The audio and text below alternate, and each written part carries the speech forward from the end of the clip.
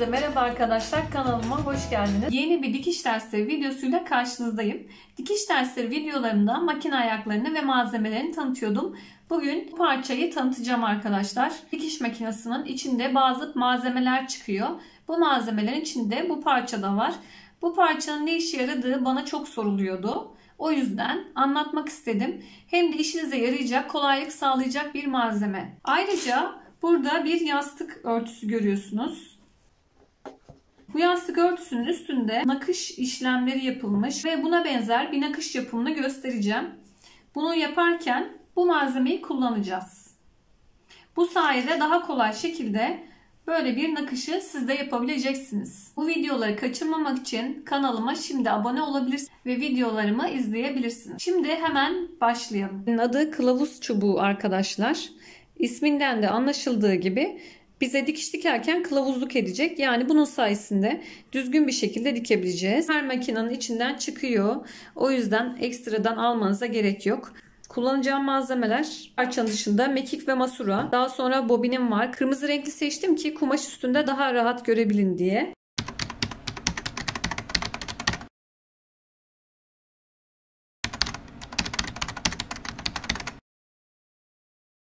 Böyle iki tür kumaşım var. Bu kumaşım goblin kumaş, nevresim takımlarında kullanılan kumaş. Bu kumaşım da Osmanlı ipeği. Bu da daha çok ev tekstili ürününde kullanılıyor yine. İlk başta ipimizi saralım. Ev tipi dikiş makinesinin nasıl kullanıldığını, ipliğin nasıl sarıldığını göstermiştim. Ayrıntılı olarak izlemek isterseniz videonun üstündeki linkten izleyebilirsiniz arkadaşlar. İpimi makinenin arkasına yerleştirdim. Sonra ipimi şuradaki yuvarlaktan çapraz şekilde geçiriyorum ki açılma yapmasın. Boşluğa dikkat ederek yerleştiriyorum.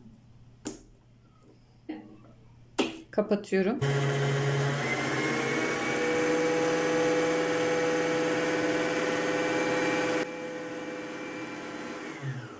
Alt ipliğini ve üst ipliğini takıp dikime başlayalım. İpimizi buradan çıkartıyoruz. Daha sonra geçirmemiz gereken yerlerden geçiriyorum.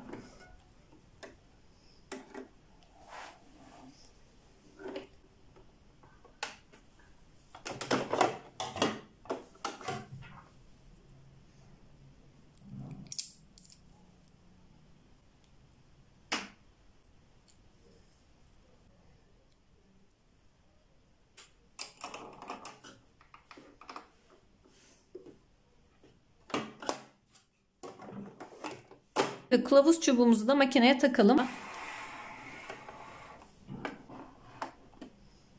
Makinemin arkasını çevirdim arkadaşlar. Daha net görmeniz için yakınlaştırdım. Makine ayağının takılı olduğu bu parçanın üst kısmında şurada boşluk var arkadaşlar. Şu parmağımla gösterdiğim yerden parçayı geçireceğim. Bu şekilde tutuyorum ve bu boşluktan bakın bu şekilde geçiriyorum.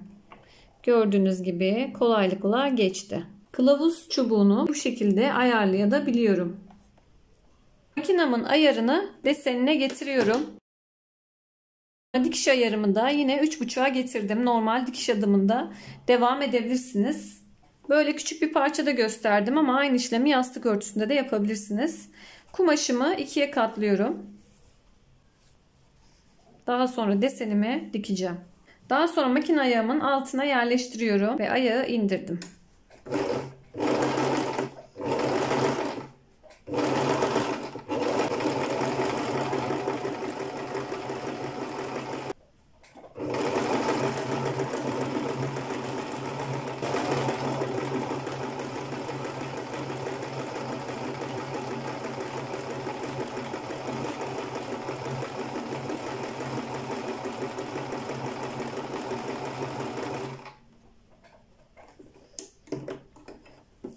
Şimdi bir sıra diktim. Size göstereyim. Şimdi kumaşın kenarına bu şekilde desenimi yaptım. Buraya ve buraya tekrar desenler yapmak istiyorum. Aynı desenden tekrarlamak istiyorum. Ya da farklı bir desen de yapabilirsiniz. Bunu yapmak için önce mezura ile ölçü alıyorduk ve sabunla burayı çiziyorduk. Çünkü eşit ölçüde gelmesi gerekiyor güzel durması için. Ama ölçü alıp çizmenize gerek yok. İşte bize bu kolaylığı sağlıyor kılavuz çubuğumuz. Bu kılavuz çubuğunu takip ederek dikeceğim. Nevresim takımları, pike takımları zaman alan şeyler. Bu sayede işlemi kısaltmış olursunuz. Dikişte acemi olanlar, ben düzgün dikemiyorum diyenler de kullanabilir rahatlıkla. Şimdi tekrar yerleştireceğim. İkinci desenin aralığını ne kadar boşluk istiyorsanız bu çubuğu ona göre uzatabilirsiniz. Bakın bu şekilde. Çubuğu biraz önce yaptığım nakış desenin üstüne getirdim. Ama indiriyorum. Bu çubuğu takip ederek dikeceğim. Bu sayede düz bir dikiş dikmiş olacağım.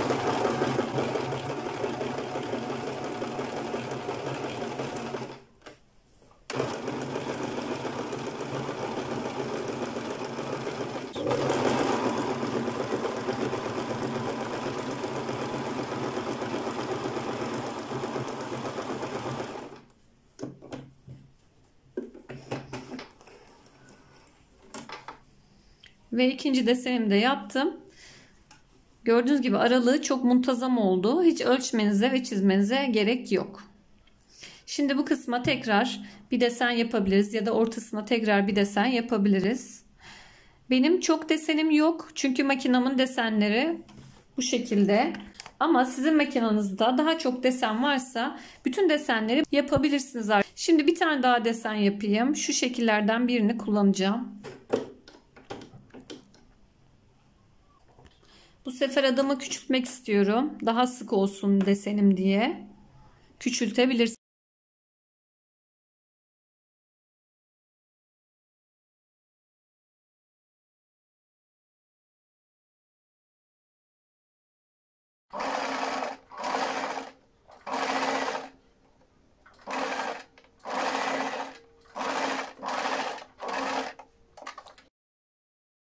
Gördüğünüz gibi desenimi tekrar yaptım arkadaşlar. Şimdi bu sefer çubuğu kumaşın kenarına dayayacağım. İlk desenimi o şekilde dikeceğim.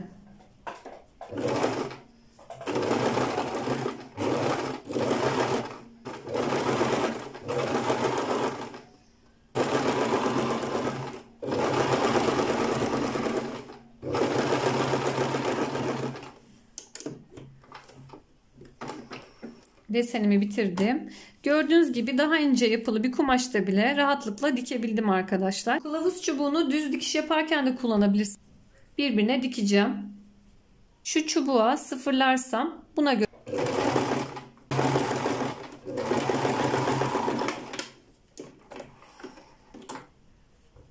Gördüğünüz gibi arkadaşlar düz bir dikiş dikebildim.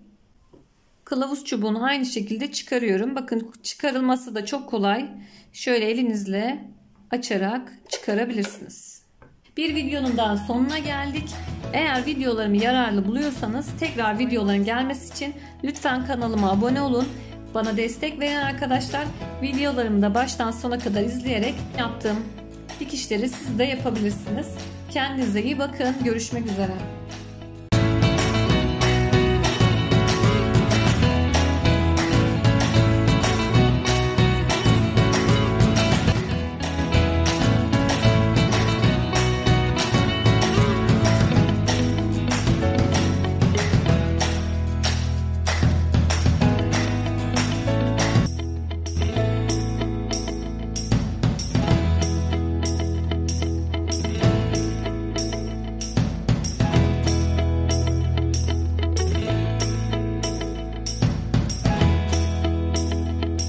Storyblocks Audio.